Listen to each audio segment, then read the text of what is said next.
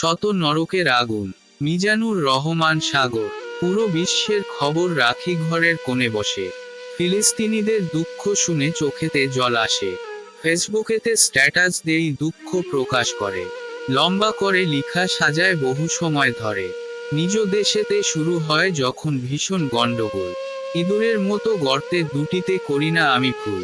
নির্জনেতে ঘরে বসে ভাবি মনে মনে, আমার মতো বুদ্ধিমানরাই থাকিবে গড়ের কোণে। ঘরে বসে আইস করে 4 সিগারেট খাই। মোবাইল কিংবা টেলিভিশনে সবই দেখিতে পাই। আমি ভাবি এসবে জোরানোর নেই কোন দরকার। এসব বুঝিবে রাজনীতিবিদ, প্রশাসন, সরকার। হঠাৎ শুনি পাশের বাসায় আর্তনাদ চিৎকার।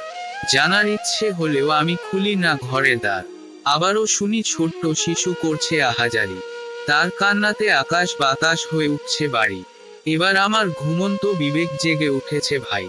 বলে তোর মতো পাষাণ মানুষ দুনিয়ার বুকে নাই। ভয় আশঙ্কা পায় পিছিয়া ছুটে গেলাম সেই ঘরে।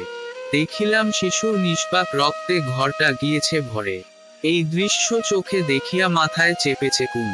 রক্তে আমার লেগেছে যেন শত নরকের আগুন।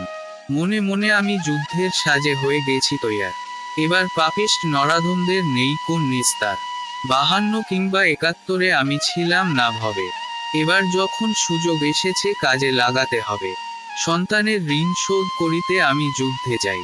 মারিব কিংবা মরিব আমি তার বিকল্প